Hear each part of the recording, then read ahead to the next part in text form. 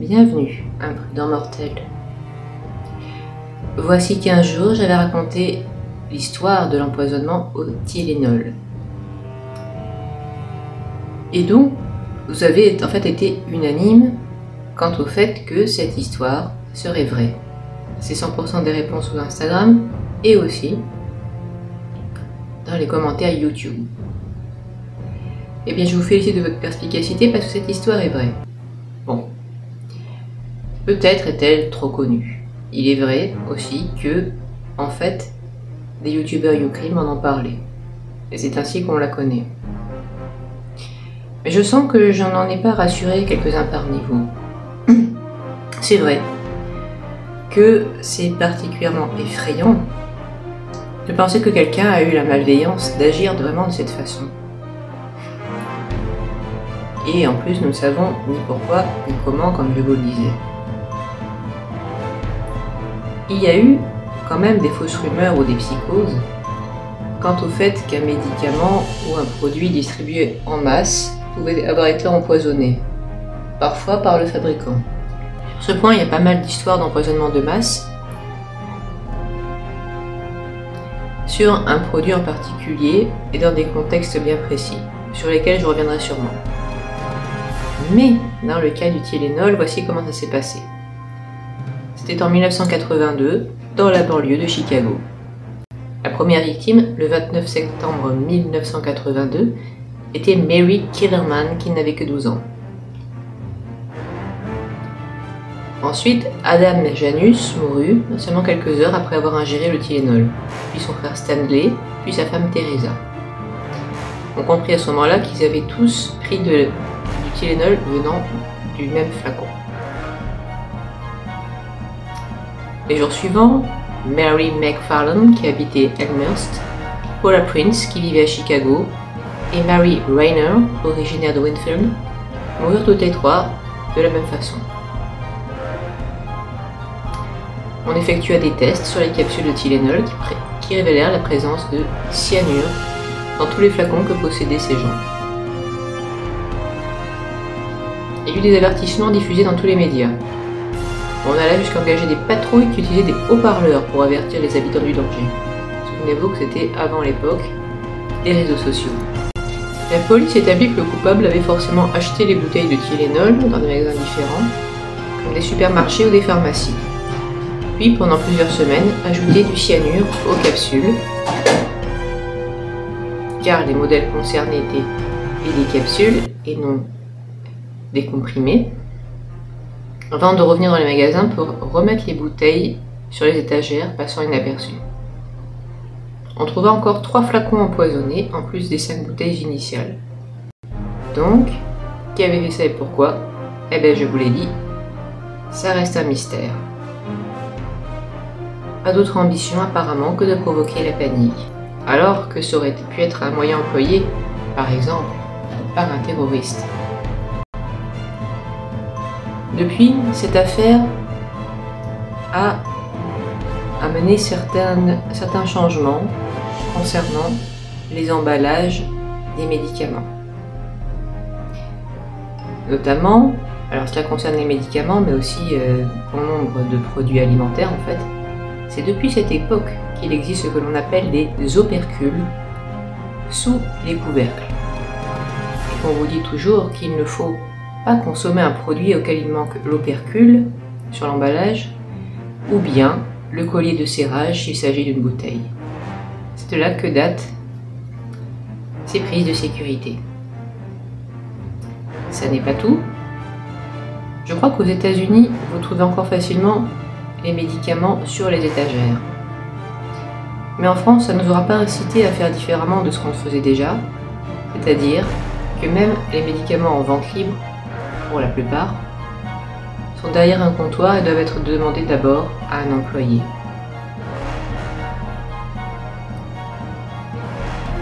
Pas très réjouissant tout ça, hein, n'est-ce pas?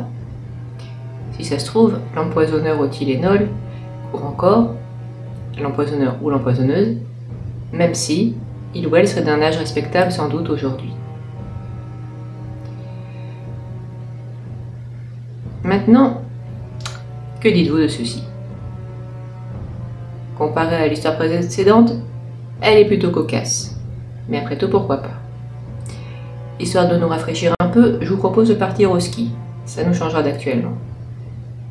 Alors voici comment ça se présente. Une jeune femme était partie en vacances au ski. Jusqu'ici, rien de bien exceptionnel. Sauf une chose. En effet, elle s'était habillée en entier, elle avait enfilé sa combinaison de ski et tout ce qu'on voudra. Elle avait même ses skis aux pieds. Et elle était au sommet de la piste, prête à partir. Il y avait juste un souci. Elle a ressenti un besoin naturel irrépressible à ce moment-là. Mince.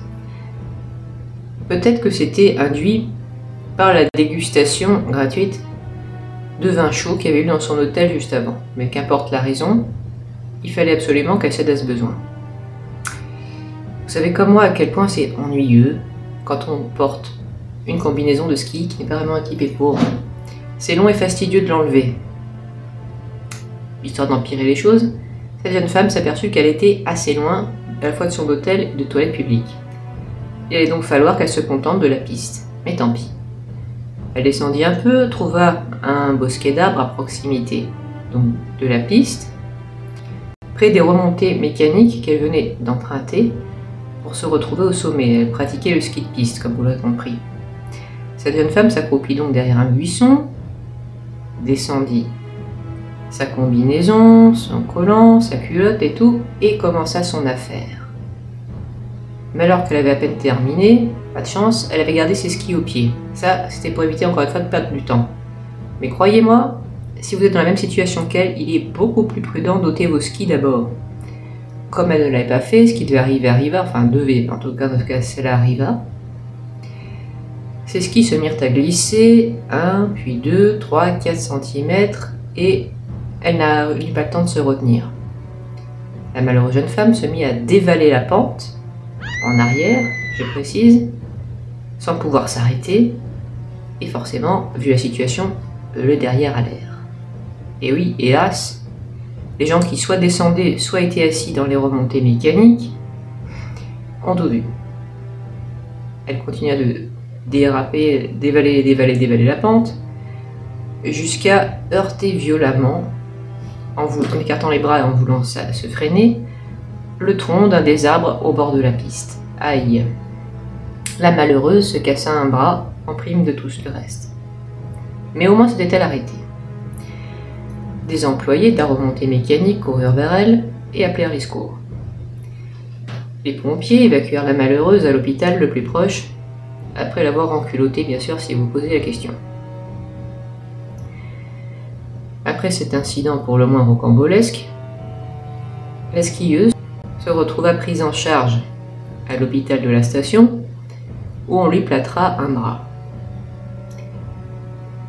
Puis, elle fut conduite dans une chambre en attendant que sa famille vienne la rejoindre.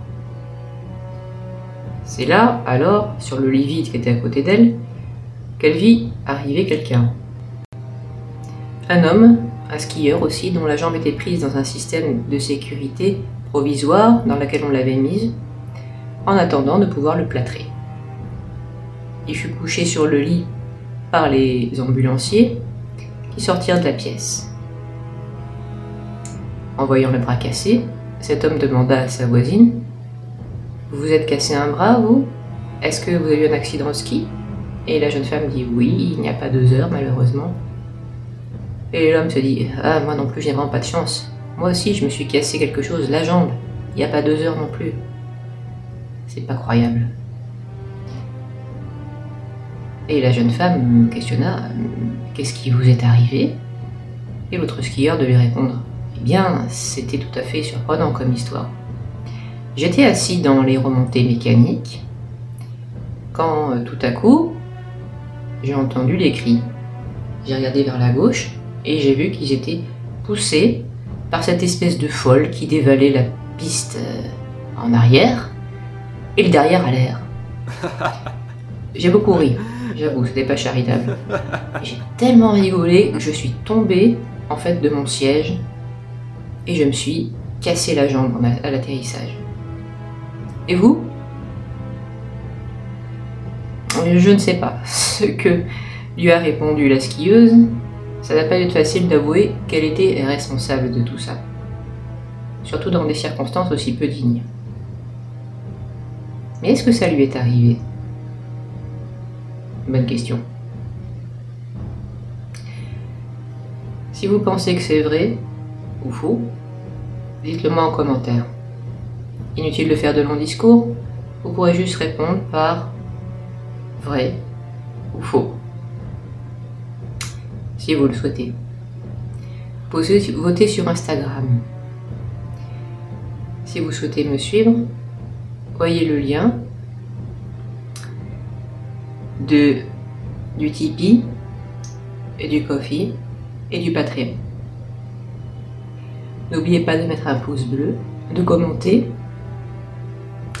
et de regarder sous votre lit avant d'éteindre la lumière. Au revoir, un prudent mortel.